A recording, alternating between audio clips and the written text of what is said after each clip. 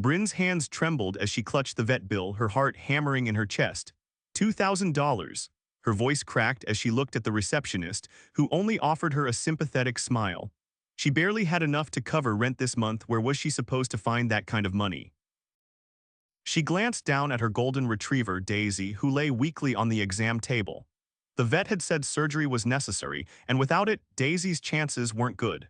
The thought of losing her best friend made her throat tighten. I just need a little time, Brynn stammered, her mind racing. Maybe she could beg her landlord for an extension. Maybe she could sell something, anything. Before she could spiral any further, a deep voice from behind her cut through the air. Put it on my tab. Brynn turned sharply, her eyes widening as she took in the man standing beside her. He was tall, broad-shouldered, and effortlessly put together in a tailored navy suit. Dark hair fell slightly over his forehead, and his striking green eyes held an intensity that made her stomach flip. What? She stammered, hardly believing what she'd heard. The man handed his black card to the receptionist without hesitation. Charge the full amount. Bryn's face burned with embarrassment and confusion. I can't let you do that, she blurted out, gripping Daisy's leash tightly. This had to be some kind of mistake. People didn't just pay strangers vet bills, especially not men who looked like they belonged in glossy magazines. He glanced at her, something unreadable in his gaze. You can, and I already did. The receptionist processed the payment before Brynn could protest further, handing the card back with a polite nod. All set, Mr. Orson. Brynn felt like the air had been knocked out of her lungs. Why? She asked, still in shock. Orson shrugged, slipping his card back into his wallet like $2,000 meant nothing to him. Because it can. Her jaw clenched. That's not an answer. His lips twitched, almost amused. You needed help, had the means to provide it. Brynn didn't know whether to be grateful or infuriated. I don't like owing people, she said firmly, lifting her chin. Then don't think of it as a debt, Orson replied smoothly. Think of it as an act of kindness. That should have been the end of it. A wealthy stranger swoops in, pays for her dog's surgery, and disappears back into his world of tailored suits and effortless wealth. But Brynn couldn't just let it go. Wait, she called after him as he turned toward the door. At least let me buy you a coffee or something. He paused, considering her for a brief moment before nodding. All right, he said, one coffee. Brynn had no idea what she was getting herself into, but something told her that Orson Sinclair was about to turn her world upside down. Brynn wrapped her hands around the warm coffee cup, the rich aroma filling the air between them. She still wasn't sure why she had insisted on this. Maybe it was guilt, or maybe it was curiosity about the man who had so effortlessly solved a problem that had seemed impossible to her. Orson sat across from her in the quiet cafe, his posture relaxed but his presence undeniably commanding. He didn't seem like the type to frequent places like this, with its mismatched chairs and chalkboard menus. Yet here he was, stirring his espresso with an air of quiet contemplation. You didn't have to do that, Brynn said, breaking the silence. You already said that, he replied, not looking up, and I already told you I could. She exhaled sharply, frustrated by his vague answers. But why? Why would you help a stranger like that? His green eyes flicked up to meet hers, searching. Does there always have to be a reason? Brynn frowned, shaking her head. In my world, yeah, people don't just throw money around for no reason. He studied her for a moment before answering. Maybe I saw something in you, someone who deserved a break. Her fingers tightened slightly around the cup. You don't even know me. Not yet, he admitted, but I know what it looks like when someone's doing everything they can to hold things together. Something in his words sent a ripple through her, an uncomfortable awareness that he saw more than she wanted him to. She didn't want to be pitied, didn't want to be someone's charity case. I don't need saving, she said, her voice steady. Orson leaned back slightly, considering her. Good, don't make a habit of saving people. A small, dry laugh escaped her. Could have fooled me. A hint of amusement flickered across his face. An exception then. Brynn wasn't sure what to make of him. He was reserved yet oddly direct, like a puzzle missing half its pieces. and for some reason she wanted to understand him, even though she knew she shouldn't. "So what do you do, Orson Sinclair?" she asked, changing the subject. A shadow of something unreadable passed through his expression. "I run a business." "Well, that's vague." He tilted his head slightly, and yet accurate. Brynn narrowed her eyes. "Let me guess, finance." "Something like that."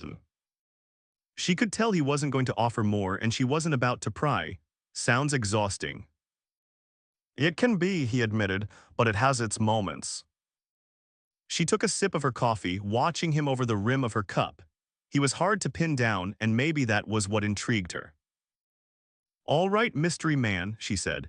"You bought my dog a second chance, so tell me something real about yourself." Orson's lips pressed together as if weighing his words. "I don't do small talk." "Well, then skip it." He studied her again, then finally said, "I built everything I have from nothing." Brynn hadn't expected that, really. A slow nod, really.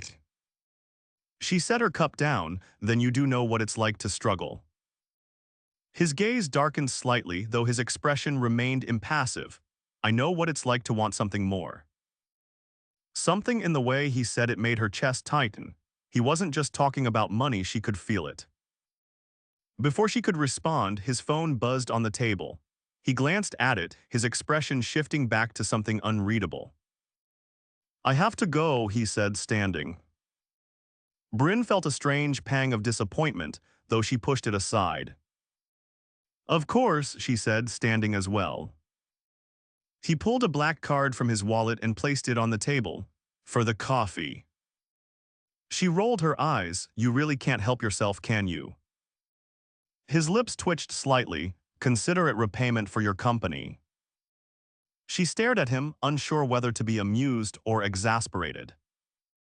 "Goodbyes, Brynns." And just like that, he was gone. Brynn leaned against the table, staring after him.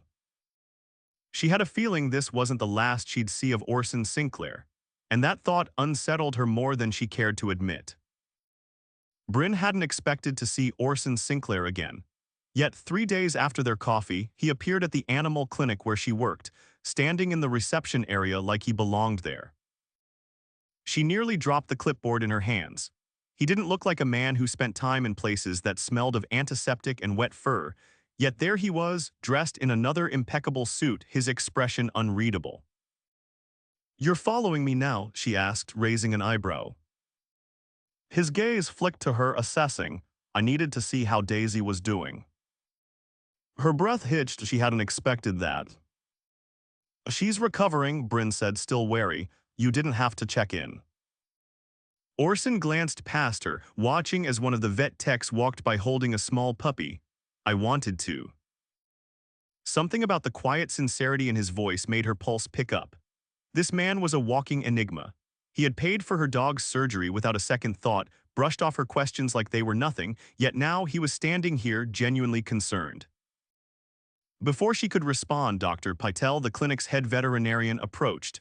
"Brynn, is this the man who helped with Daisy's bill?" Brynn hesitated, then nodded. Dr. Pytel turned to Orson with a warm smile.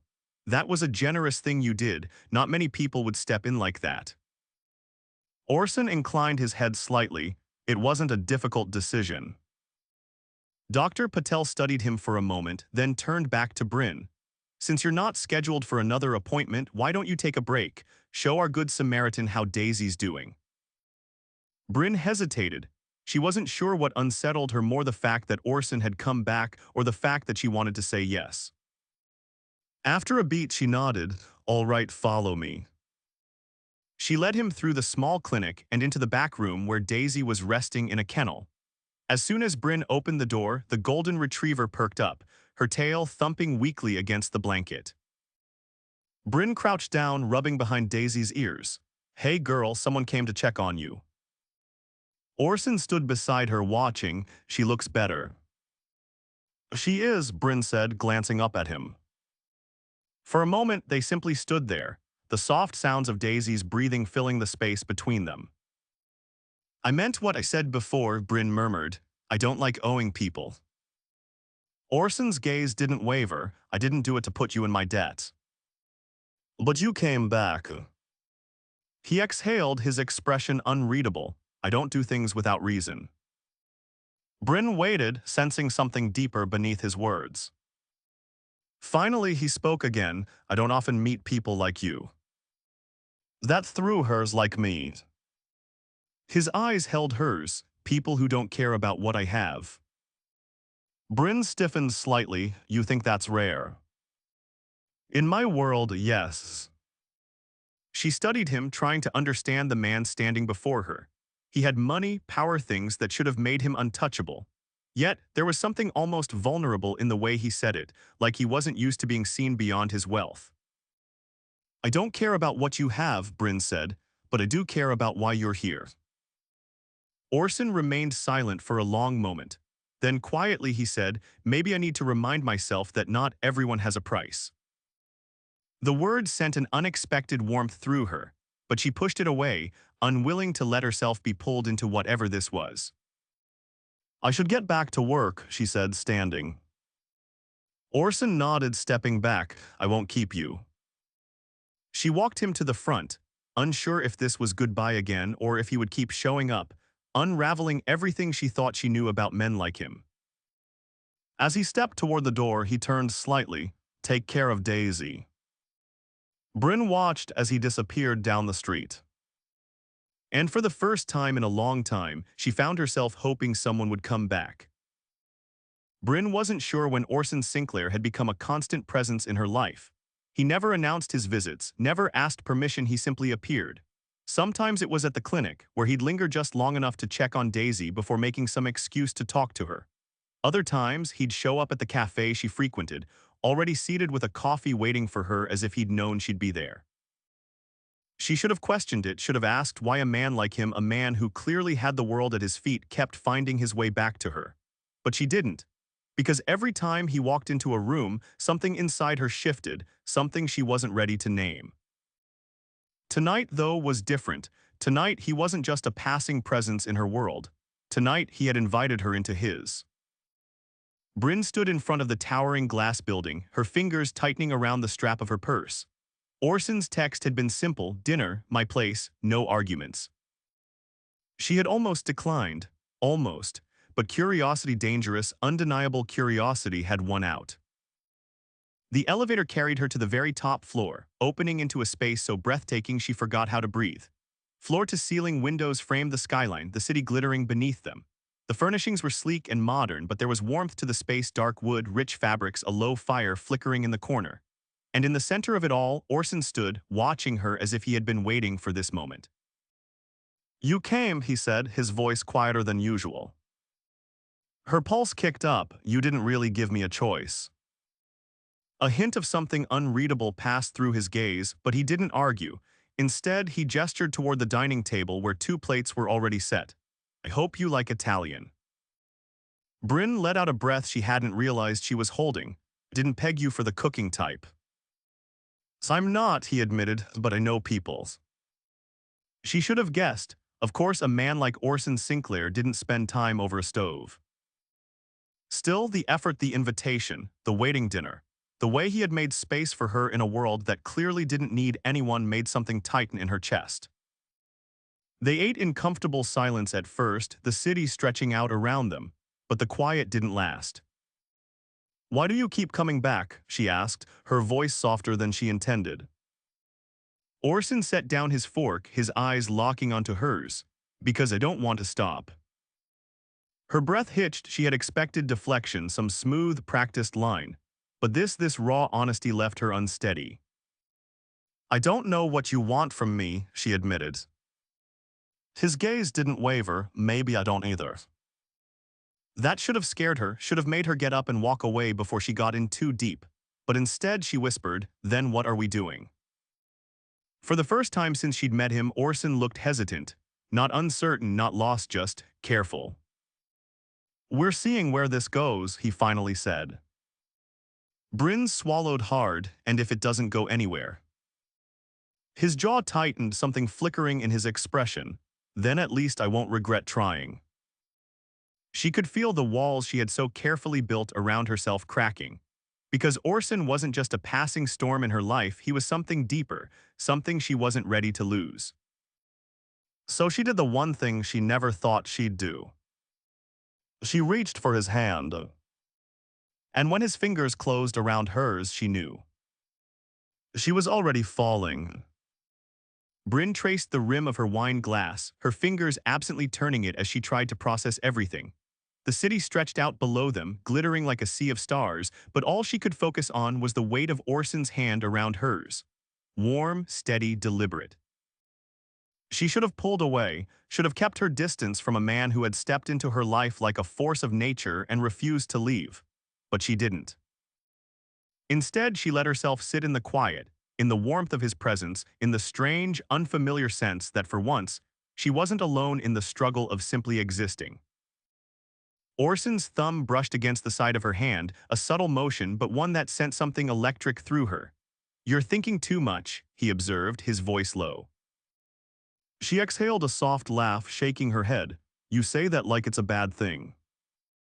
"It is when it keeps you from being here." Brynn's gaze flicked up, meeting his. There was something about the way he looked at her, like he saw through everything she tried to hide. Like he wasn't just watching her, he was understanding her. It was unnerving and intoxicating. She pulled her hand away, not because she wanted to, but because she had to. "I don't know how to do this," she admitted. Orson didn't move, didn't press. He simply watched her, waiting. Brynn swallowed hard. "I've spent so much time trying to keep my life together, trying to make it work, that I never stopped to think about." She hesitated, unsure how to put it into words. "About letting someone in," Orson finished for her. She nodded, a strange tightness in her chest. His expression didn't change, but there was something softer in his voice when he spoke. "I know the feeling." Brynn studied him, searching for the truth in his words. It was easy to forget that someone like him, a man who moved through life with such certainty, could understand what it felt like to be guarded. But maybe that was why he kept coming back. Because he wasn't just looking for someone to admire him. He was looking for someone who saw past all of it. She took a slow breath, and yet here we are. Orson nodded once, something almost resigned in his expression. Here we are. The air between them felt heavier now, charged with something unspoken. Brynn wasn't sure what came next, wasn't sure she was ready to find out, but she knew one thing. She wasn't ready to walk away, not yet. Orson watched her for a long moment before finally standing. "Come with me." Brynn hesitated, but something in his voice, something quiet and certain, made her rise to her feet. He led her toward the balcony, sliding the glass door open before stepping outside. The cool night air brushed against her skin as she followed, the city stretching endlessly before them. Orson leaned against the railing, his gaze fixed on the skyline. "When I was younger, I used to look at this city and think that if I could just make it, if I could just build something for myself, then I'd finally feel like I belonged." Brynn turned toward him, surprised by the confession. He exhaled slowly. "But no matter how much I built, no matter how much I earned, it never changed the fact that I was always on the outside looking in." Brynn's chest tightened, she knew that feeling all too well. She stepped closer, resting her arms on the railing beside him. "And now?" Orson's eyes met hers, something unreadable in their depths. "Now, I'm starting to wonder if belonging has nothing to do with what you have, and everything to do with who you let in."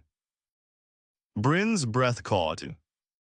She didn't have a response, not one that made sense anyway. So she did the only thing she could, she stayed. And in that moment, with the city sprawling beneath them and the weight of something unspoken between them, she realized that maybe, just maybe, she wasn't on the outside anymore. The silence stretched between them, heavy with something unspoken. Brynn felt the weight of Orson's words still lingering in the air, pressing into the space between them. She wasn't sure what to say, how to respond to a man who had built an empire yet still felt like he was standing outside of it. But she understood more than she wanted to admit. Instead of answering, she simply stayed beside him, the cool night air sweeping over them as the city hummed below. For the first time in a long time, she wasn't thinking about rent, about overdue bills, about holding everything together with sheer willpower. She was just here in this moment with him. Orson turned slightly, studying her profile. You're quiet. Brynn exhaled a slow breath. I'm thinking. About. She hesitated, then turned to face him. About what happens next. Something shifted in his expression and understanding, as if he had been waiting for her to ask. That depends, he said, on what you want. Brynn's fingers tightened slightly on the railing. The truth was she didn't know, or maybe she did, but she was too afraid to admit it. She had spent so much of her life being cautious, making careful choices, avoiding risks. And yet, Orson Sinclair had walked into her world and thrown everything into chaos. And she didn't want him to walk back out. I don't know how to do this, she admitted, her voice barely above a whisper. Orson's gaze didn't waver, neither do I. That startled her. You. He gave a slow nod. I've had relationships before, but nothing like this. Brynn swallowed. Like what? His eyes held hers, steady and unshaken, like something real. Her pulse kicked up. She wanted to believe him, wanted to let herself fall into whatever this was. But the fear was still there, clinging to the edges of her thoughts. People like you and me, she said carefully, we don't come from the same world. Orson studied her for a long moment before responding. That doesn't mean we can't build one together. The words hit her harder than she expected. She had spent so much time believing that love was something out of reach, something reserved for people who didn't have to struggle, who didn't have to fight for every inch of stability. But Orson was offering her something she had never considered, a choice. To stop running, to stop shielding herself from the possibility of something more. Brynn took a slow breath, her heart pounding. And if I say yes? His lips parted slightly, something warm flickering in his gaze. Then I won't let you regret it. The promise in his voice sent a shiver down her spine. And for the first time in her life, she decided to take the risk. She stepped closer, her fingers brushing against his. Then yes, she whispered. A breath of relief passed through Orson's lips, and then he reached for her, pulling her into him. The moment his arms wrapped around her, Brynn realized something. She wasn't afraid anymore. She wasn't standing on the outside looking in. She was exactly where she was meant to be. And as Orson pressed his forehead against hers, his breath mingling with hers in the quiet night air, she knew. This wasn't just the beginning of something uncertain. This was home. And she was never letting go.